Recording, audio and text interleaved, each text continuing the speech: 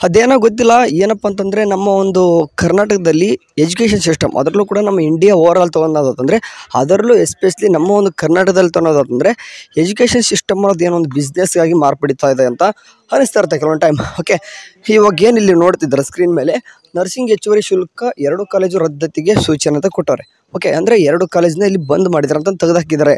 ಅಂದರೆ ರದ್ದು ಅಂತಂದರೆ ಅದನ್ನ ತೆಗೆದುಹಾಕಿದ್ದಾರೆ ಅಂತ ಅರ್ಥ.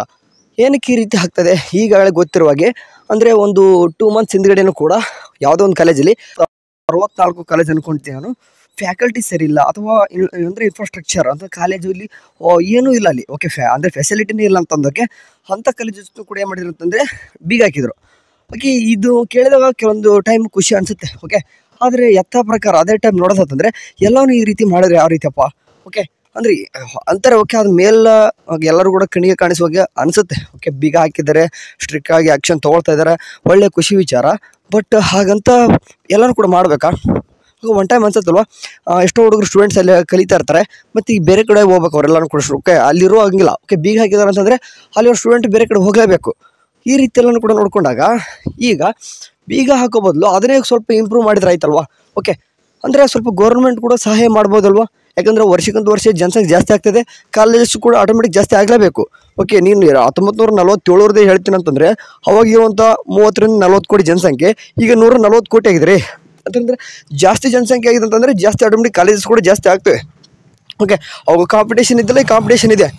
ಹಂಗಾಗಿಬಿಟ್ಟು ಇವಾಗ ಗೌರ್ಮೆಂಟು ಮೊದಲೆಲ್ಲ ಟ್ಯಾಕ್ಸ್ ತೊಗೊತಿದ್ದಿಲ್ಲ, ಈಗೆಲ್ಲ ಟ್ಯಾಕ್ಸ್ ತೊಗೊತಿದೆ ಅಂತಂದರೆ ಎಲ್ಲನೂ ಕೂಡ ಕೊಡಬೇಕು. ಓಕೆ, ಇಲ್ಲ ನಾನು ಒಂದಕ್ಕೆ ಕೊಡ್ತೀನಿ ಅಂತಂದರೆ ಹಾಗಲ್ಲ. ಇಲ್ಲಿ ಏನಾಗ್ತಿದೆ ಅಂತಂದರೆ ಓಕೆ, ಈ ರೀತಿ ಮಾಡೋದು ಒಳ್ಳೆ ವಿಚಾರ. ಇವಾಗ ನಿಮಗೆ ನಾನು ಡೈರೆಕ್ಟಾಗಿ ಏನು ಹೇಳಕ್ಕೆ ಬಂದಿದ್ದೀನಪ್ಪ ಅಂದರೆ ಈ ಒಂದು ವಿಡಿಯೋದಲ್ಲಿ ನಿಮಗೆ ಇವಾಗ ನಮ್ಮ ಅದರಲ್ಲೂ ಕೂಡ ಈ KCET ಆ್ಯಂಡ್ ನೀಟ್ ಸ್ಟೂಡೆಂಟ್ ಏನು ನೋಡ್ತಿದ್ರೋ ಒಂದು ಎಕ್ಸಾಂಪಲ್ ಹೇಳ್ತಿದ್ದೀನಿ. ಈ ಒಂದು ನ್ಯೂಸ್ ಪೇಪರಲ್ಲಿ ಒಂದು ಬಂದಿರುವಾಗಿ ನೋಡಿಕೊಂಡು 2024-25ನೇ ಸಾಲಿನ BSc ನರ್ಸಿಂಗ್ ಕೋರ್ಸ್ಗೆ KA ಇಂದ ಆಯ್ಕೆಯಾದ ವಿದ್ಯಾರ್ಥಿಗಳಿಂದ ಓಕೆ ಹೆಚ್ಚುವರಿ ಶುಲ್ಕ ಪಡೆದ ಆರೋಪದಡಿ 2 ಕಾಲೇಜುಗಳ ಎರಡು ಕಾಲೇಜುಗಳ ಸಂಯೋಜನೆ ರದ್ದುಪಡಿಸಿ ಕ್ರಮ ಕೈಗೊಳ್ಳಲು ವೈದ್ಯಕೀಯ ಶಿಕ್ಷಣ ನಿರ್ದೇಶನಾಲಯವು ರಾಜೀವ್ ಗಾಂಧಿ ಅಂದರೆ RGHS VV ಕುಲಸಚಿವರಿಗೆ ಸೂಚಿಸಿದೆ ಅಂತ. ಅಂದರೆ ಈಗಾಗಲೇ ಗೊತ್ತಿರಬೇಕು ನಮಗೆ ಯಾವಂತ ಎಕ್ಸಾಂಪಲ್ ಯಾವಂತ ಕೊಟ್ಬಿಟ್ಟವ್ರೆ. ಯಾಕೆ ಹೆಸರು ಕೂಡ ಮೆನ್ಷನ್ ಮಾಡಿದ್ದಾರೆ. ಮಂಡ್ಯದ ನ್ಯೂ ನವೋದಯ ಹಾಗೂ ಆನೇಕಲ್ ತಾಲೂಕಿನ ಆಕ್ಸ್ಫರ್ಡ್ ನರ್ಸಿಂಗ್ ಸೈನ್ಸ್ ಕಾಲೇಜುಗಳನ್ನು ಹೆಚ್ಚಿನ ಶುಲ್ಕ ಬೇಡಿಕೆ ಇಟ್ಟ ಆರೋಪದ ಹಿನ್ನೆಲೆ ಈ ಕಾಲೇಜುಗಳ ಸಂಯೋಜನೆಯನ್ನು ಪರಿಶೀಲಿಸಿ ಕೂಡಲೇ ರದ್ದತಿಗೆ ಕ್ರಮ ಸಹಿಸಲು ನಿರ್ದೇಶನಾಲಯವು ಸೂಚಿಸಿದೆ. ವೈದ್ಯಕೀಯ ಶಿಕ್ಷಣ ನಿರ್ದೇಶನಾಲಯದ ಸೂಚನೆ ಮೇರೆಗೆ ಈ 2 ಕಾಲೇಜುಗಳ ಪ್ರಾಂಶುಪಾಲರಿಗೆ ಪತ್ರ ಬರೆದಿದೆ ಅಂತಂದರೆ ತಿಳ್ಕೋಬೇಕು. ಈಗ KEದಲ್ಲೂ ಕೂಡ ಏನು ಮಾಡಿದ್ರು ಅಂತಂದರೆ ನಿಮಗೆ ಮೆನ್ಷನ್ ಮಾಡಿದರು, ಯಾವುದೇ ರೀತಿ ಹೆಚ್ಚುವರಿ ಶುಲ್ಕ ತೊಗೊಳ್ಳೋವಾಗಿಲ್ಲ. ತೊಗೊಂಡ್ರೆ ಕೆಲವೊಂದಿಷ್ಟು ಆ್ಯಕ್ಟ್ ಮೂಲಕ ಅಂತಂದರೆ ಹೇಳಿದರು, ಆ್ಯಕ್ಟ್ ಯಾವ ಅಂತಲೂ ಕೂಡ ಮೆನ್ಷನ್ ಮಾಡಿದರು. ಆ ಮೂಲಕ ನಮಗೆ ಸ್ಟ್ರಿಕ್ಟ್ ಆ್ಯಕ್ಷನ್ ತೊಗೊಳ್ತೀನಿ ಅಂತಂದು ಆ ಒಂದು ಲೆಟ್ರಲ್ಲಿತ್ತು.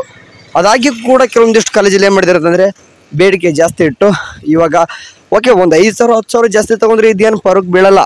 ಇವಾಗ 50,000 1 ಲಕ್ಷ ಗಟ್ಟಲೆ ಜಾಸ್ತಿ ತೊಗೊಳ್ತಳ್ರಿ. ಅಂಥ ಒಂದು ಕಾಲೇಜಲ್ಲಿ ಈ ರೀತಿ ಮಾಡಿದ್ದು ಸರಿಯಾಗೇ ಇದೆ.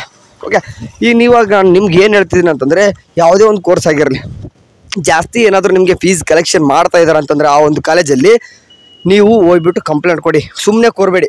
ಓಕೆ, ಸುಮ್ಮನೆ ಯಾಕಂದರೆ 1 ವರ್ಷ ಇದ್ದಾರ 2 ವರ್ಷ ಇಲ್ಲ, ಅದು ಕೊಟ್ಟು ನೀವಲ್ಲ ನಿಮ್ಮ ಅಪ್ಪ ಅಮ್ಮ ಕಟ್ತಾ ಇರ್ತಾರ ನೋಡಬೇಕು. ಓಕೆ, ಇಷ್ಟೆಲ್ಲನೂ ಕೂಡ ಕೊಡಿದ್ರೆ ಓಕೆ ನೀವು ದುಡ್ಡು ಕೊಡ್ತೀರಿ, ಎಲ್ಲನೂ ಕೂಡ ಕಾಲೇಜ್ ಚೆನ್ನಾಗಿದೆ ಅಂತಂದ್ರೆ ಓಕೆ, ದುಡ್ಡು ಕೊಟ್ಟರು ಕೂಡ ಆ ಕಾಲೇಜಲ್ಲಿ ಫ್ಯಾಕಲ್ಟಿ ಇಲ್ಲ, ಏನು ಕೂಡ ಫೆಸಿಲಿಟಿನೇ ಇಲ್ಲ ಅಂತಂದರೆ ಏನಕ್ಕೆ ಕೊಡ್ಬೇಕ್ರಿ? ಸುಮ್ಮನೆ ಅಂದರೆ ಸುಮ್ಮನೆ ಕಲಿತಾ ಇದೆಯಾ 4 ವರ್ಷ ಸುಮ್ಮನೆ ಅಂದರೂ ಕಲಿತಾಯಿಲ್ಲ. ಅಷ್ಟೊಂದು ಲಕ್ಷಾಂತರಗಟ್ಟಲೆ ದುಡ್ಡು ಕೊಟ್ಟು ಏನೂ ಇಲ್ಲದೆ ಇರೋ ಕಾಲೇಜಲ್ಲಿ ಕಲಿತ್ರೆ ಲಿಟ್ರಲಿ ನಿಮ್ಮದು waste of time and waste of money ಅಂತಲೇ ಹೇಳ್ತೀನಿ. ಕೊನೆಯದಾಗಿಷ್ಟೇ, ಯಾರೆಲ್ಲ KA ಸ್ಟೂಡೆಂಟ್ ನೋಡ್ತಿದ್ರು ಫಸ್ಟ್ ರೌಂಡಲ್ಲಿ ನಿಮ್ಗೆ ಯಾರಾದರೂ ಆ ರೀತಿ ಮಾಡಿತ್ತಂದರೆ ನಿಮ್ಗೆ ಎಷ್ಟೋ ಸ್ಟೂಡೆಂಟ್ಸ್ಗೆ ಅಡ್ಮಿಷನ್ ಮಾಡ್ಕೊಂಡಿದ್ದೀರಾ.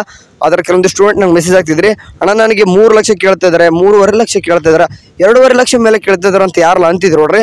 ಅಂಥ ಒಂದು ಸ್ಟೂಡೆಂಟ್ಸ್ ಹೋಗ್ಬಿಟ್ಟು ನೀವು ಕಂಪ್ಲೇಂಟ್ ಕೊಡಿ, ಸುಮ್ಮನೆ ಕೂರಬೇಡಿ. ಸುಮ್ಮನೆ ದುಡ್ಡು ವೇಸ್ಟ್ ಮಾಡ್ಕೊತೀರ. ನಿಮ್ಗೆ ಬೇಕಾದ್ರೆ ಬೇರೆ ಕಾಲೇಜ್ ಕೂಡ ಸಿಗ್ತದೆ. ಅಷ್ಟೇ ದುಡ್ಡಲ್ಲಿ 3 ವರ್ಷ 4 ವರ್ಷನೂ ಕೂಡ ಕಲಿಬೋದು. ನೀವು 1 ವರ್ಷ ಕಟ್ಟೋದು 4 ವರ್ಷನೂ ಕೂಡ ಅದರಲ್ಲೇ ಕಲಿಬೋದು. ನೋಡ್ಕೋರಿ ಒಂದು ಟೈಮ್ ಈ ರೀತಿ ಎಲ್ಲನೂ ಕೂಡ ಆಗ್ತಿದ್ದಾವೆ. ಈ ರೀತಿ ವಿಷಯಗಳು ಕೂಡ ನಿಮ್ಗೆ ಗೊತ್ತಿರಬೇಕು ಅನ್ನೋ ಕಾರಣ ಈ ಒಂದು ವಿಡಿಯೋ ಮಾಡಿದ್ದು. ಓಕೆ, ಎನಿವೇ ಸ್ವಲ್ಪ ಏನಾದರೂ ಹೆಲ್ಪ್ಫುಲ್ ಆಗಿತ್ತು ಅಂದರೆ ಒಂದು ಸಬ್ಸ್ಕ್ರೈಬ್ ಮಾಡಿರಿ. ಏನಾದರೂ ಅಪ್ಡೇಟ್ ಬಂದಿರ್ತೀನಿ, ಅಲ್ಲಿವರೆಗೂ ಚಾನಲ್ ನೋಡ್ತೀರಿ. ಟೇಕ್ ಕೇರ್, ಬಾಯ್.